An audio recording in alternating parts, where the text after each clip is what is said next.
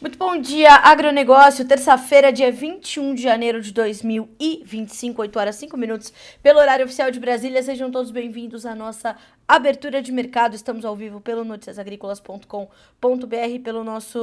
pelo nosso canal no YouTube, Notícias Agrícolas Oficial, e múltiplos canais para que vocês sejam sempre os produtores rurais mais bem informados do Brasil. Nosso objetivo aqui é unir as primeiras informações do dia e te lembrar que agora esta é a primeira edição que se inicia também da TV Notícias Agrícolas. Então, tem programação contínua para você até 12h20, para na sequência você acompanhar João Batista Olive a 12h30, horário de Brasília. Na nossa edição desta terça-feira do Bom Dia Agronegócio, nós vamos falar, claro, das primeiras ações ali de Donald Trump como presidente já empossado agora dos Estados Unidos. Ontem um dia inteiro de festividades e cerimônias. Vamos falar também sobre a balança comercial brasileira, vamos trazer mais informações sobre os mercados de soja, milho e trigo, e os negócios, lembrando, foram retomados na Bolsa de Chicago nesta terça-feira, depois do feriado do dia de Martin Luther King, comemorado nos Estados Unidos ontem. O mercado voltou com bastante força. A gente vai detalhar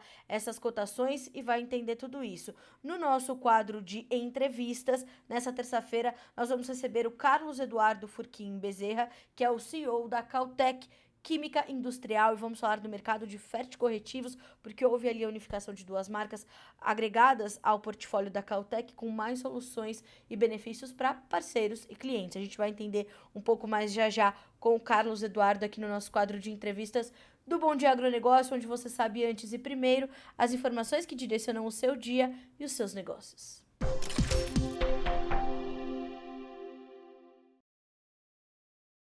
Bom, vamos direto aos mercados, porque ontem ficamos sem a referência das bolsas de Nova York e Chicago em função do feriado, e hoje já temos então essa retomada de negócios. Nós estamos falando de soja subindo 1,8%, vai a 10 dólares e 52 centes por bushel, o milho 4 dólares e 87, 0,8% de ganho. No trigo 5 dólares e 47, 1,6% de alta. Ainda na bolsa de Chicago, farelo e óleo também sobem. O óleo tem 1,05% de alta, 46 centes mais 17 por libra-peso, e isso acontece mesmo com uma baixa do petróleo expressiva, que vamos confirmar já. Farelo de soja também subindo forte, 1,7% de ganho, 302 dólares e 20 centes por tonelada curta. Vamos ainda à Bolsa de Nova York. Por lá, o destaque continua sendo o café, 1,3% de alta na manhã de hoje, são 3 dólares e 32 centes, mais 65 por libra-peso.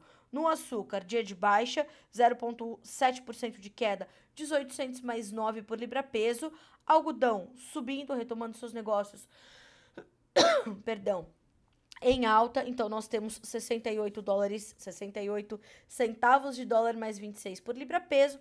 Petróleo WTI, como eu falei, hoje caindo e caindo forte, perde quase 3% o petróleo WTI. O Brent também cai de forma expressiva, mas a queda está mais intensa no WTI, que está ali conectado ao petróleo americano, que está bastante conectado com as falas de Donald Trump ontem. Então nós estamos falando de uma queda de 2,7%, 75 dólares e 33 centavos por barril. No Brent, 78 dólares e 77 centavos, 1,8% de queda. Gás natural, 2,3% de baixa. O ouro, a prata e o cobre também recuam. Então, nós temos ouro com 0,7% de queda, prata com 0,3% e cobre com 2,1% de recuo. Então, hoje, petróleo e demais commodities energéticas e as metálicas operando no vermelho e com quedas expressivas. Dólar index, nós temos 0,6% de baixa, são 108 pontos, mais 565. Percebam que é um dia de quase de ajuste, né? E percebam também que as commodities agrícolas, em especial grãos e café, estão ali olhando principalmente para os seus fundamentos. Então, naturalmente, o impacto da posse de Donald Trump, ele está aí. Como ele vai acontecer, em qual intensidade, em qual durabilidade, é o que precisa ser observado a partir de agora. Mas fato é que na retomada dos negócios, as agrícolas vieram fortes, o algodão também sobe bem, a exceção é o açúcar. Então, os fundamentos estão bastante alinhados. Pro algodão, inclusive, eu sugiro que você revisite a entrevista que fizemos ontem com o Peri Pedro, que é head e consultor no mercado de algodão, que ele explica exatamente que momento é esse e é um momento bastante importante para o produtor brasileiro. 8 horas e 10 minutos pelo horário de Brasília, a hora das nossas notícias da manhã.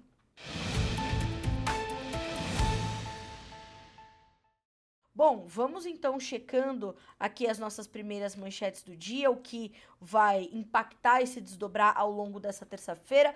A primeira informação, naturalmente, é o que fez, né, Donald Trump no seu primeiro dia como presidente empossado dos Estados Unidos. O que mais chamou a atenção foi a dezena de decretos que ele assinou, né, essas ordens executivas que ele já assinou, tão logo tomou posse ali, faz parte também da cerimônia, mas são decretos, no caso de Trump, são decretos polêmicos, são decretos que trazem muito do que vai ser o governo dele. E a partir de hoje, atenção aos 100 primeiros dias de governo de Donald Trump, o Trump 2. O presidente dos Estados Unidos assinou nesta segunda-feira a primeira leva dos cerca de quase 100 decretos esperados para o começo do governo.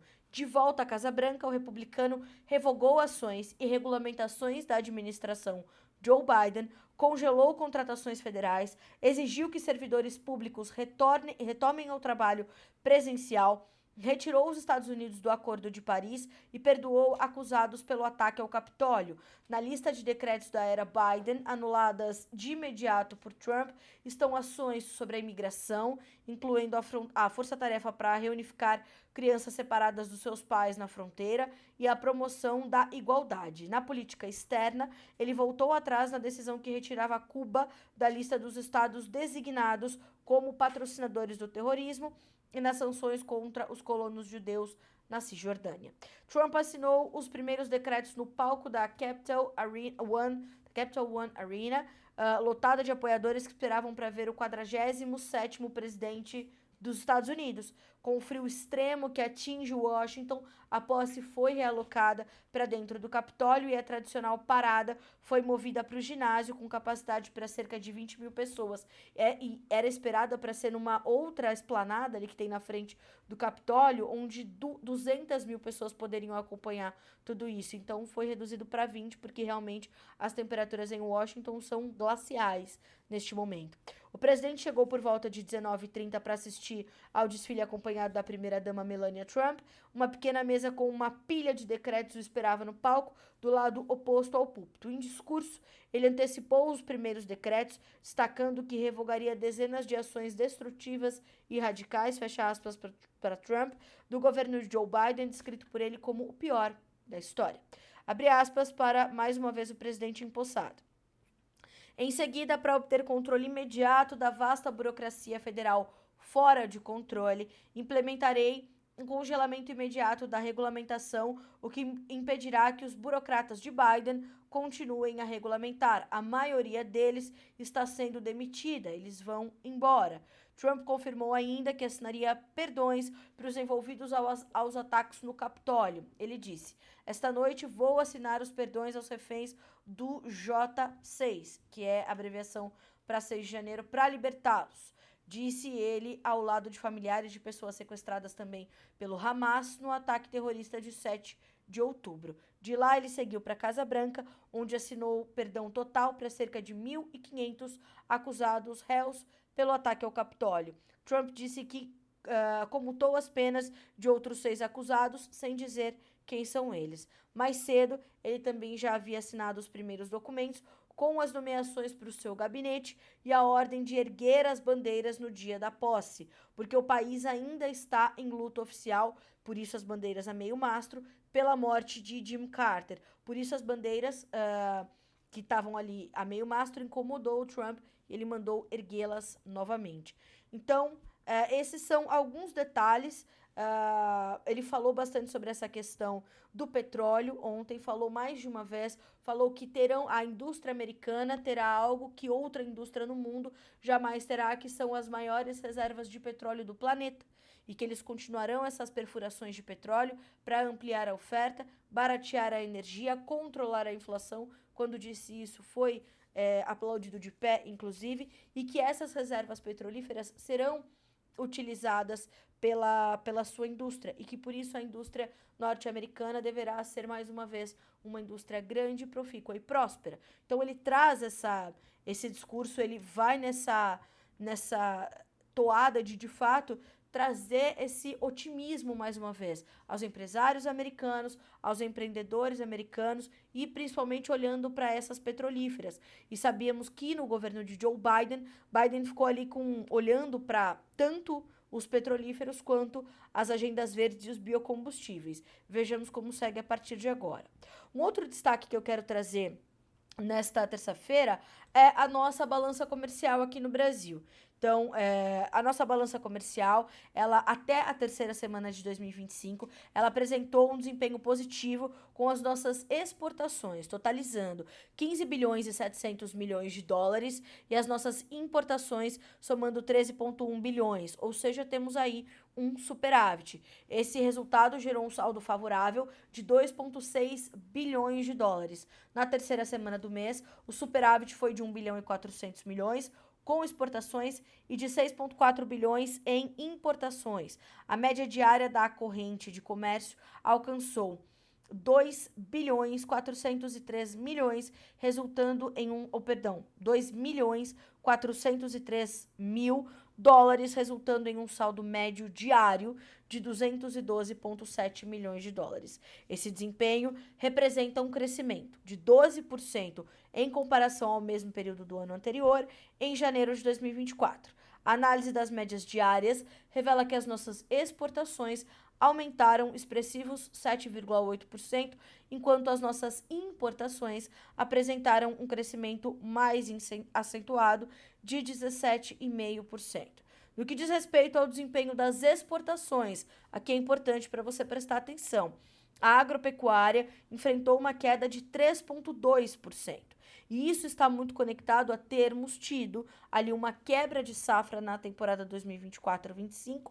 Tivemos menos produtos para exportar, principalmente grãos importantes que compõem a pauta exportadora do Brasil, em especial a soja, mas exportamos também menos milho e a sinalização é de que, principalmente no caso da soja, haja um novo salto nas nossas vendas externas a partir deste ano por conta da nossa recomposição de oferta com uma safra recorde que está sendo esperada para o país. Ela não deve ser, né, essa safra que foi inicialmente estimada. O número da Conab parece estar muito mais alinhado à realidade que o produtor brasileiro vive hoje. O último número da Conab é de pouco mais de 166 milhões de toneladas, embora ainda haja algumas consultorias privadas apostando em números na casa dos 170, outras delas já estão reduzindo as suas projeções, então ainda estamos com a nossa safra em andamento, em conclusão e colheita em algumas localidades. As questões climáticas ainda trazendo alguma atenção, mas estamos de olho. Vejamos também como será a nossa segunda safra de milho e como podemos nos recuperar. Temos que olhar também para as nossas exportações de café. Podemos ter um novo recorde esse ano, mas vai depender do tamanho da safra 25-26. As nossas proteínas animais, bom desempenho, em especial da carne bovina em 2024, e assim nós temos que ir entendendo os detalhes. Para concluir esse comentário da balança comercial, a indústria extrativa e a indústria de transformação mostraram resultados positivos, com crescimentos respectivos de 10% e 9,5%. Esses dados indicam uma diversificação nas áreas que impulsionam as exportações brasileiras. As importações, por sua vez, apresentaram um cenário de crescimento em todos os setores analisados. Inclusive, na agropecuária, houve um crescimento significativo de 39,4%, enquanto a indústria extrativa e a indústria de transformação também registraram avanços, altas de importações de 28,2% e 16,2%, respectivamente. Então, estes são, em geral, os nossos dados de balança comercial, de uma forma generalizada. No Notícias Agrícolas, já desde ontem, você encontra todos os dados ali detalhados. Então, as exportações de milho, as exportações de soja, as exportações de café, as exportações de açúcar, carne bovina, carne suína, carne de frango. A gente tenta trazer ali o máximo de informações possível. Então, esses dados estão por ali, mas a nossa balança comercial, a boa notícia é justamente essa, né? Que nós temos essa balança comercial, então, com bom desempenho. Boa notícia, copo sempre meio cheio, a gente está olhando, vamos entender esse aumento das nossas importações, o que isso significa, o que isso quer dizer. 8 horas e 20 minutos pelo horário oficial de Brasília. Quero agradecer aqui as nossas participações, as pessoas que estão por aqui nos acompanhando. Continuem mandando as suas mensagens, falando de onde nos acompanham, de onde nos assistem, como por exemplo aqui, ó, Thalita Borges, Carlinha, Dourados, Mato Grosso do Sul, tá só esperando a chuva, que ela chegue o quanto antes, viu, Thalita? Obrigada pela sua mensagem. A Gabi Tonial, bom dia, Carlinha, e a todos, nos ouvindo de Sananduva, no Rio Grande do Sul. Bom dia, Gabi. Bom dia também para o Márcio Eno, de São Jerônimo da Serra, o seu Oswaldo Fraga, de Rolim de Moura, em Rondônia, e o Marcelo Maior, de Ponta Grossa, no Paraná. Pessoal, além de falar de onde vocês estão falando, deixem aqui também os seus comentários, as suas dúvidas, os seus posicionamentos e opiniões. Para nós é importante saber que tipo de informação você precisa receber agora. Então continue participando conosco e juntos nós vamos construindo aqui um bom debate e garantindo boas informações para vocês, portanto. Bom, na sequência, olhando aqui para as nossas manchetes dessa terça-feira, nós temos o mercado da soja que voltou a subir nessa retomada dos negócios pós-feriado nos Estados Unidos. Então nós estamos falando de altas que nesse momento, entre os contratos mais negociados, variam de 14 a 18 pontos mais 75. O contrato março, 10 dólares e 52 cents por bushel, o maio, 10 dólares e 62,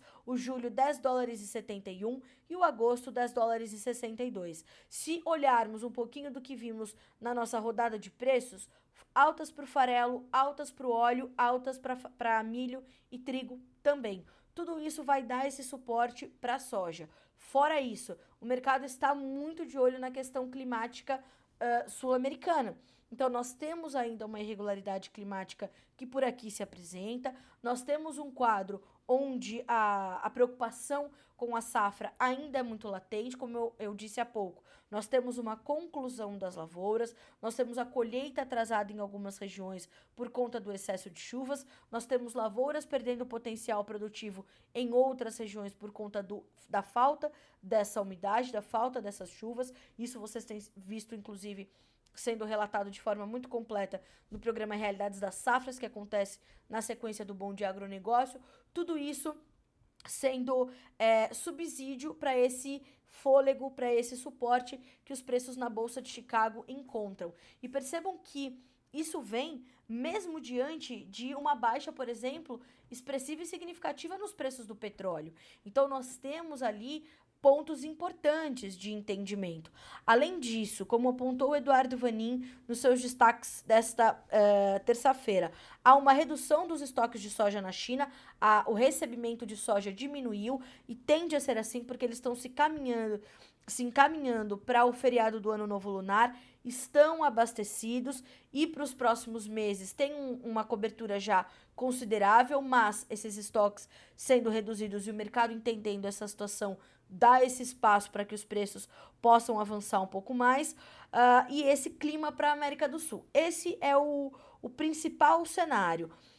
Há nas previsões, nos mapas climáticos, a redução de chuvas na parte central do Brasil para essa semana e a volta dessas chuvas já na próxima semana.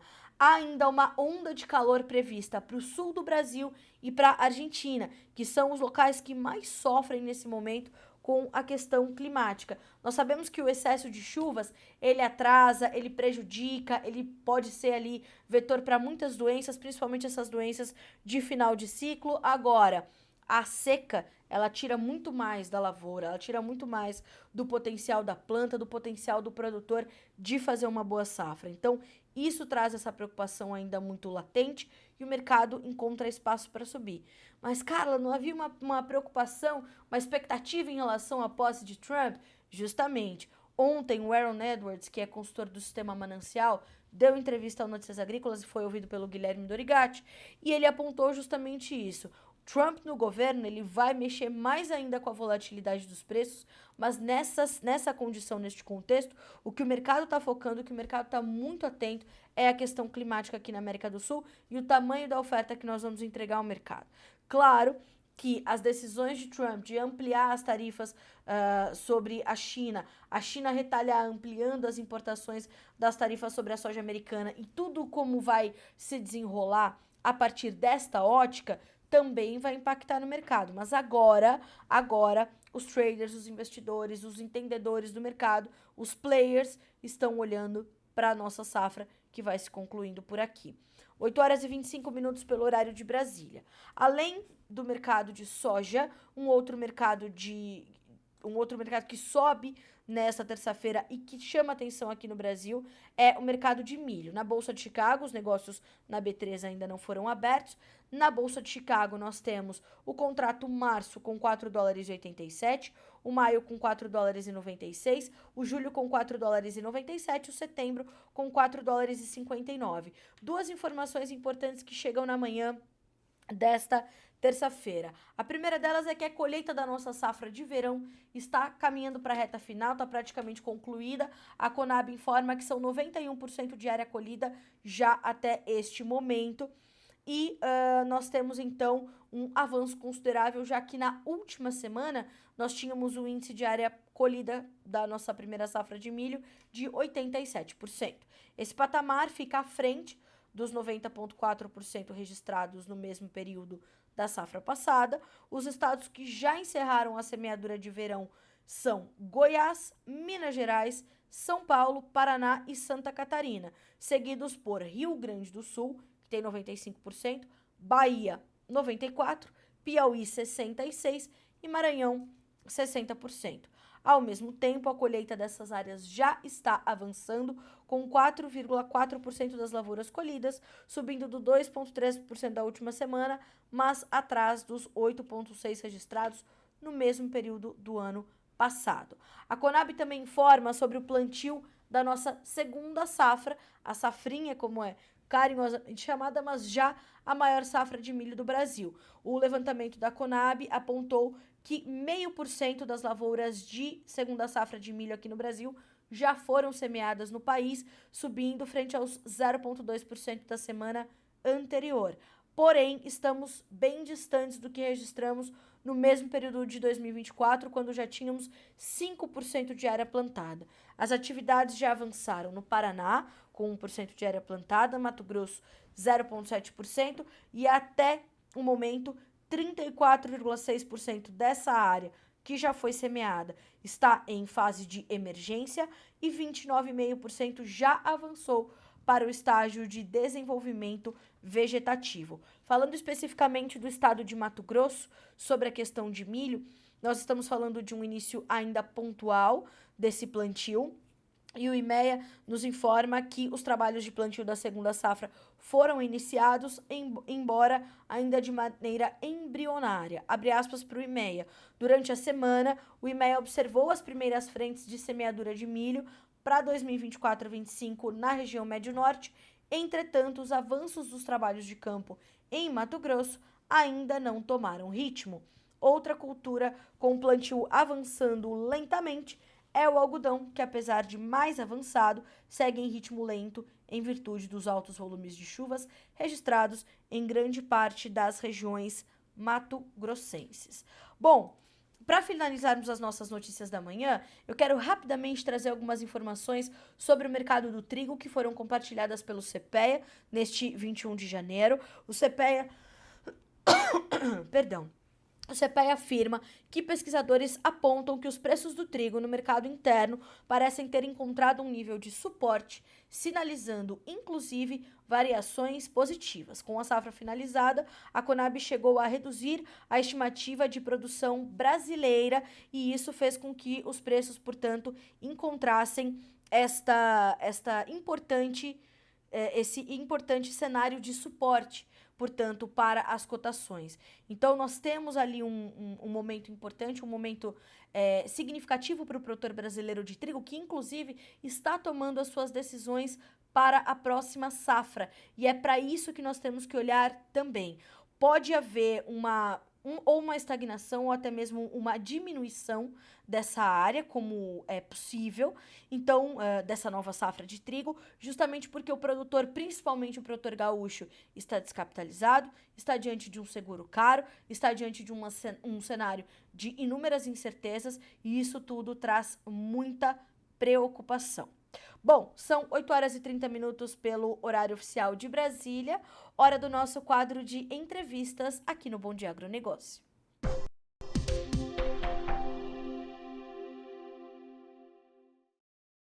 Quem nos faz companhia hoje é o Carlos Eduardo Furquim Bezerra, que é o CEO da Cautec Química Industrial, para nos trazer novidades importantes dessa companhia, principalmente para clientes, principalmente para produtores rurais, para o agronegócio brasileiro de uma forma geral. Carlos, bom dia para você, seja bem-vindo, é um grande prazer recebê-lo aqui no Bom Dia Agronegócio.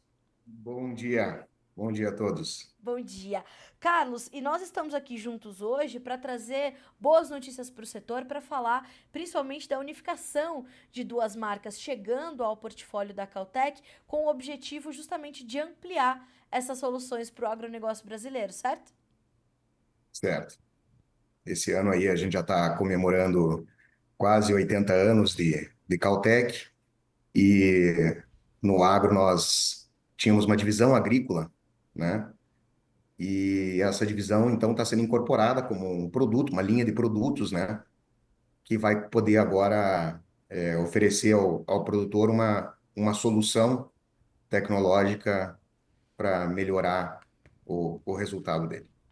E, Carlos, nós estamos falando um posicionamento da Cautec no mercado de, como você falou, quase 80 anos. Então, nós estamos falando de um entendimento desse setor para trazer essas soluções que é muito forte, um entendimento de olhar para o produtor de uma forma muito particular, entendendo as suas peculiaridades, o que chega como destaque para essas soluções a partir principalmente dessa unificação da Fertimacro e da Agrolitar, agregada ao portfólio da Cautec. Fui até aqui buscar na minha colinha esses dois nomes importantes, duas marcas de referência, o que significa a unificação dessas duas marcas quando pensamos justamente nesse posicionamento da Cautec no mercado e da entrega dessas soluções para o produtor. Nós vimos que era necessário integrar, né, embaixo do mesmo guarda-chuva, as marcas Fertimac e Agrolitar, que agora se apresentam como uma linha de produtos, né, são ferticorretivos, que estão ligados a uma solução muito maior, né, que a gente vem buscando já há alguns anos, né, que permite ao produtor ter não só uma solução que possa trazer um maior ganho de sustentabilidade e ter um ganho principalmente econômico e maior garantia no sentido de ter uma planta mais sadia, permitindo que ele tenha aí uma colheita mais precisa, né? Não corra tanto. Quer dizer, os riscos, né, no agro sempre vão existir, mas a gente tem que tentar minimizá-los, né? E a ferticorreção, ela permite que a planta possa se desenvolver melhor, né? Tem um maior enraizamento, permite uma economia, permite mais sustentabilidade no agro, e tudo isso nos deixa satisfeitos de ver que tem espaço para fazer muito ainda, né? O Brasil ainda pode ir muito longe, né? Então, a gente tá aí lançando essa linha completa de ferticorretivos, né, que passam aí pelo Fertimacro, linha completa com NPK, dotado de poder de neutralização positivo, né, da Agrolitar, que é uma linha de microgranulados para culturas, principalmente hortaliças e café também. E temos também uma linha específica, né, nomeada Oxiflux, que é uma linha com uma granometria refinada. É Certo. uma granometria muito especial, porque ela transpõe a palhada, o colchão de palha, permitindo que esses óxidos cheguem ao solo muito rapidamente e tem um efeito espetacular. A gente tem tido resultados absurdos na cultura da cana, né, um retorno pro agricultor muito grande em termos econômicos, né, que vai aí de 5 a 10 vezes o investimento no nosso produto. Então, é um mercado muito importante para a Cautec. A Cautec é líder na área industrial, né, nas indústrias de cana do país. Nós atendemos mais de 120 usinas na área industrial e não vai ser diferente na área agrícola, né? Estamos crescendo em passos largos e, e todos já viram o tamanho do benefício que a FET Correção traz para principalmente na cultura da cana, onde a gente tem aí um produto que vai muito bem, né, numa agrometria nova para o setor, que é uma agrometria refinada, né? Que é algo que escoa muito rápido, né?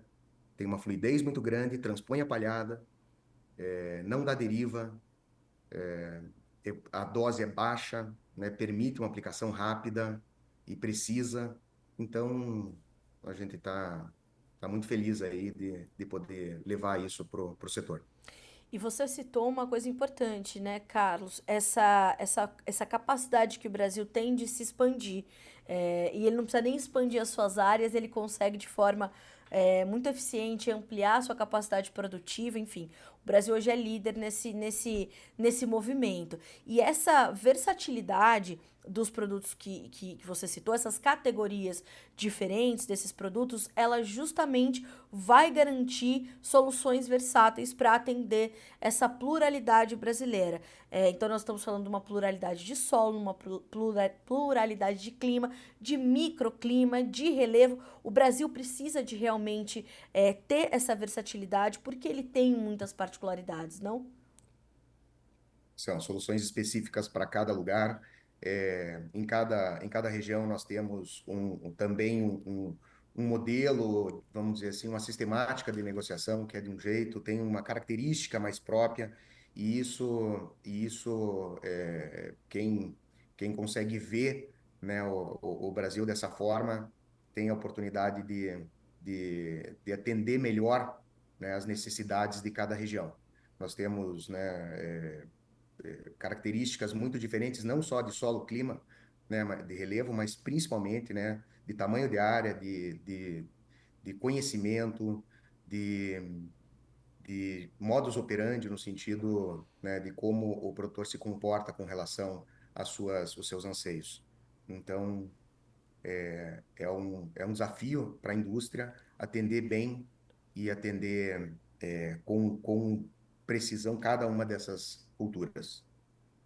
Carlos, quando você olha para o atual momento do agronegócio brasileiro, como é que você entende o olhar do produtor dessa perspectiva, da necessidade de garantir ali lavouras mais sadias, lavouras que possam desempenhar com totalidade a sua capacidade produtiva, o seu vigor, porque hoje nós estamos num momento onde o produtor está pensando em otimizar os seus custos de produção, mas ainda assim garantir boas produtividades para que ele tenha maior competitividade no mercado. Nós sabemos que nós estamos ali num momento de certa pressão sobre as commodities, enfim, mas o Brasil se destacando como um fornecedor-chave do cenário global. Né? E você citou aqui a cana-de-açúcar, nós falamos das hortaliças, e o Brasil hoje ele vai expandindo o seu alcance. Como é que, da ótica do produtor, você entende esse olhar dele para garantir essa saúde das lavouras, esse bom potencial produtivo e a garantia da sua competitividade, partindo desse ponto, dos tratos culturais, de uma boa escolha de produtos, dessas soluções personalizadas e adequadas para a sua região? Como é que ele está se comportando nesse momento? Olha, esse ano nós estivemos na Andave, no ano passado, né? Nós estivemos na Andave, é uma feira muito grande, né? E é uma feira voltada para muitas novidades tecnológicas. Eu, sinceramente, foi a primeira vez que eu me pus na pele de um produtor que tem tanta diversidade de tecnologia à disposição. É muita coisa. Assim, é muita novidade. Obviamente, tem muita picaretagem, vamos dizer, gente que talvez não entregue tudo aquilo que deveria entregar, mas tem muita coisa boa. tem muita coisa que vai somar muito ainda, a gente pode ir muito longe na produtividade. Vi que assim, a gente entende que né, o produtor ele tem que se proteger da questão do clima e do preço, ele não pode sair né, fazendo uso de tudo isso e de todas essas ferramentas tecnológicas, porque ele corre o risco de frustrar uma safra e ter tido um custeio muito alto. Então, hoje eu vejo assim que o produtor ele precisa de produtos, sim, que levem economia e garantia de produção, né? E é nisso que a gente está focado. Nós temos hoje produtos que permitem, né, é todo um conjunto. A ferticorreção é uma tecnologia que vem para somar a agricultura regenerativa com plantio direto. A gente consegue entregar através de um manejo, né, que não tem nada de estrambólico, é um manejo em que você consegue ter plantas que vão ter raízes mais profundas e, com isso, né, passar por um veranico ou, de repente, uma estiagem um pouco mais longa e também fazendo isso de uma forma econômica, porque, afinal de contas, né, não é necessário, muitas vezes, colocar uma quantidade enorme de adubo ou de defensivos, né? Você tem condições, né, de manejar melhor o teu sistema, né? Agora falando com o produtor, e manejando o sistema com plantas corretas de cobertura, com rotação de culturas, com plantio adequado de coberturas que venham a garantir que esse solo seja melhor aproveitado, a própria natureza se encarrega de Exato. diminuir a tua acidez e você vai conseguir, através de produtos aí que estão hoje à disposição na Caltech, ter resultados espetaculares de produção. Então, não tem, não tem mágica, é ciência e é isso que a Caltech faz há anos, né? Nós temos aí uma liderança na área industrial com base em pesquisa e no agro a gente já fez muita pesquisa e gastou muito para tentar chegar num produto que seja o que entrega hoje a nossa linha, né? Inclusive, a gente está falando de um lançamento de um novo ferticorretivo granulado com NPK, mas se a gente for buscar um histórico, a gente está falando de 8 anos de pesquisa, né, Carlos? E 1.000 testes de granulações. Então, é um investimento alto, 5 milhões de reais investidos em pesquisa e desenvolvimento para essas soluções chegarem prontas e versáteis. Eu queria que você falasse um pouquinho desse novo ferticorretivo granulado que tem o NPK, que é uma composição básica para o produtor brasileiro e que justamente ele quer garantir essa economia e essa rotina mais facilitada ao produtor, certo? Isso mesmo. O que acontecia até o ano passado é que os óxidos, né, os óxidos eles são fruto da obtenção da calcinação dos carbonatos. Os carbonatos são os calcários, né? Então, o calcário é usado milenarmente, né, na agricultura como uma solução para corrigir a acidez do solo. Só que esse calcário sempre foi incorporado. Percebam que antes do plantio direto, a incorporação, o arado do solo era lugar comum. Depois do plantio direto, os solos brasileiros deixaram de ser arados, né? Então, o calcário, ele continua sendo uma ferramenta super útil numa reforma, numa abertura de área, para atingir níveis críticos, né, no solo, porque não tem cultura nenhuma que vá sobreviver se um solo não tem os elementos essenciais para que a planta possa se nutrir. Mas a partir do momento em que o calcário é colocado na superfície do solo e ele não consegue mais atingir a raiz da planta, nós temos uma dificuldade, porque o cálcio é uma partícula imóvel, ele não vai, a planta não tem condições de desenvolver, né, a sua raiz a ponto de atingir os níveis mais profundos e buscar a água lá onde seja necessário. O que a Caltech fez esse ano foi, pela primeira vez, conseguir granular um óxido. Parece que é uma coisa muito simples, mas o óxido, depois que ele entra em contato com a água, e ele pode depois voltar a perder uma reatividade que ele está entregando. Então, assim, granular, que é um processo que envolve, né, envolve o uso de água, ele tem, por si só, um desafio tecnológico, porque a partir do momento que eu transformei aquele óxido em outro elemento, a hora que ele entrou em contato com a água, ele deixou de ter a reatividade que ele estava entregando enquanto óxido.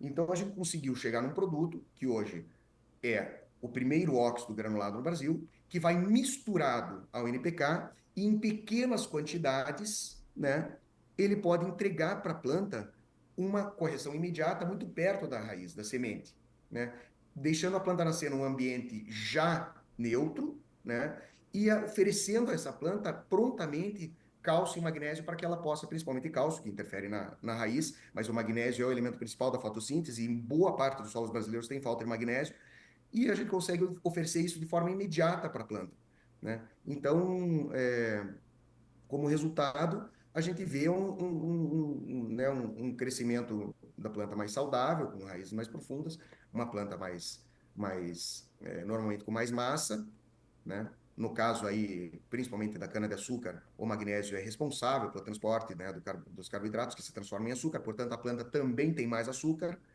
Então, é uma tecnologia que chega hoje às mãos do produtor, né, permitindo que ele faça a ferticorreção, né, de uma maneira muito simples e econômica, né, porque ele também consegue economizar com doses baixas, né, na questão aí dos adubos e na questão dos defensivos. Então, eu acho que a gente tá somando, dando a nossa parcelinha de contribuição, né, para esse setor que já é tão pujante na economia. A Cautec está conseguindo oferecer algo realmente vantajoso para o produtor hoje em dia. O que mostra, né, Carlos, o que deixa bastante evidente, portanto, que essa unificação das marcas e essa agregação ao portfólio da Cautec, ela vem com uma estratégia muito pensada justamente nesse profissional que está no campo, que precisa ter a sua rotina otimizada, os seus custos otimizados.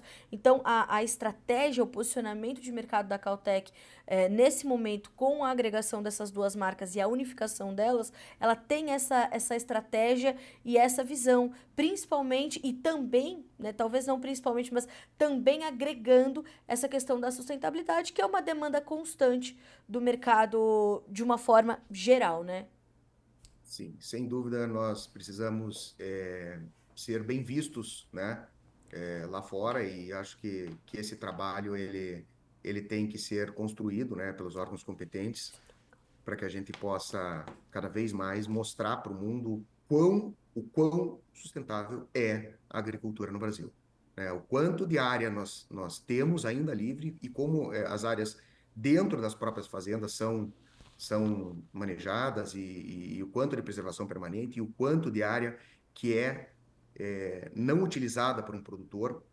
Não existe em lugar nenhum do mundo, ou se existe, eu não sei, né? Aqui realmente a gente tem um cuidado que o mundo precisava saber como funciona a agricultura no Brasil para poder falar disso com mais propriedade. Exatamente. Achei ótima essa sua mensagem, viu, Carlos? O mundo tinha que vir aqui conhecer o que a gente está fazendo para colocar em prática além das nossas fronteiras. Carlos, eu quero muito lhe agradecer pela participação e por trazer essas novidades em primeira mão para nós aqui no Bom Dia Agronegócio, para nossa audiência.